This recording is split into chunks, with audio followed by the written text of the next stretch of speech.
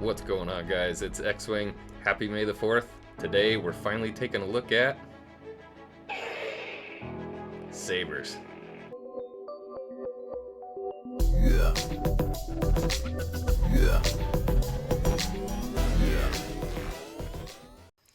The long-awaited Saber talk. Why do I love talking about Sabers so much? I have a couple. It's been so much fun collecting Sabers because I have everything from the very, very simple to an elegant weapon for a more civilized age. When I tell you they make these things in literally every shape and size and for every single budget, I'm not kidding. These kinds of Sabers are flooding the market, and you may have heard it before. They're called LGT Sabers. So what's going on is basically a company in China is manufacturing the parts. They sell the parts out to different companies in the States, in the UK. There are a bunch of different LGT resellers. There's Crimson Dawn, Fire Sabers. I think Padawan Outpost is based out in the UK. We've got Rebel Sabers here. There are a whole bunch of companies that sell these guys. And their modular saber hilts actually make up the majority of the hilts that I own. These things are great because you can swap parts out on them, you can change them to make them look like other things. They all couple together. I mean, you can do whatever you want with these things. Possibly the coolest part about these sabers is that the cores can be changed out from saber to saber, and it doesn't matter which one you get, they all fit.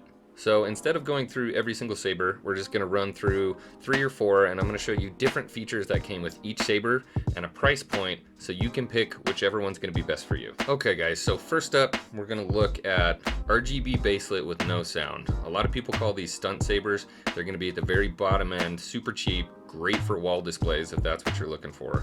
I only have one of these, and I bought one because I had an empty T38 hilt sitting around, and I figured, why not? I'll stick it in there.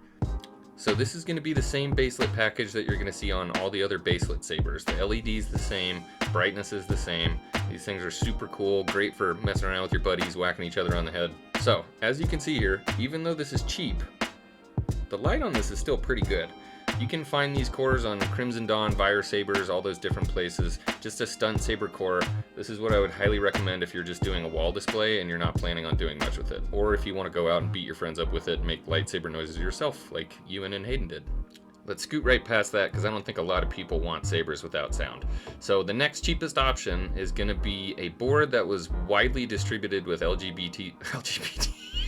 So this is the very, very base sound package that you're going to find with a lot of LGT sabers.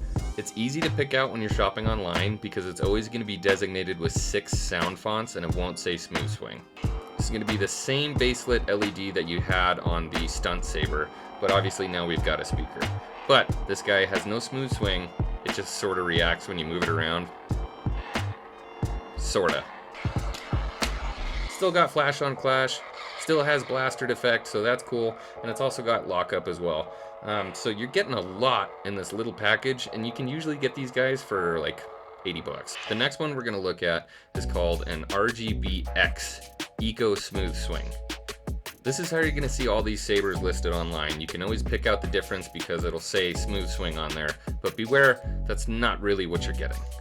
So RGBX is basically an economic version of your Profi board setup where you're going to get smooth swing. It imitates it, but it's not the same. So I'll give you an example of what I'm talking about here. We'll ignite it. Still the same baselit.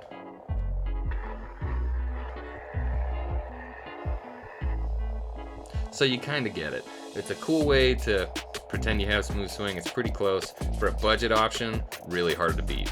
I think this thing is great for anybody who's just getting started and wants something that feels like a lightsaber, but you don't want to pay 300, 400 bucks for a saber.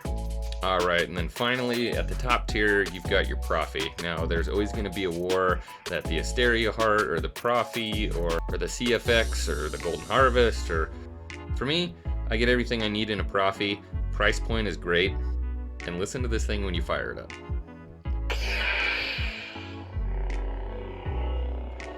So there's your real smooth swing.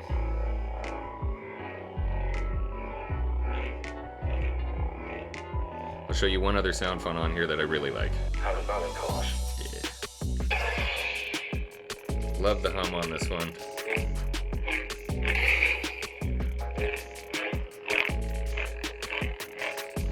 This thing is wicked.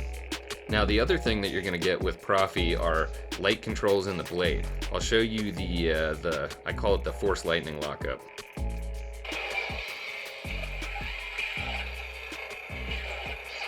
I dare you to sit here and not play with one of these things for hours on end. So last but not least on this list is obviously going to be the more expensive collector piece sabers. Now I love these things. I think they're too cool. The problem for me is I don't want to take them out. I don't want to mess with them. I don't want to get fingerprints on them. They just sit on the shelf, which is totally fine, but it hurts not to play with it. So right now, this is my only master replicas that I have. Believe me, I want all of them, but they're extremely hard to find and they're extremely expensive. This is the 2005 Revenge of the Sith Anakin Skywalker Saber. That's right, boys and girls. It's the Youngling Slayer 9000. I absolutely love this piece, but it was out of my price range when I bought it. It's still out of my price range, but I love it. But remember, keep your eyes open. There are deals. That one was converted to a baselit with a Tricree LED and was actually sold for a lot less than I think it was worth on eBay, of all places. So just remember, guys, you don't always have to buy new.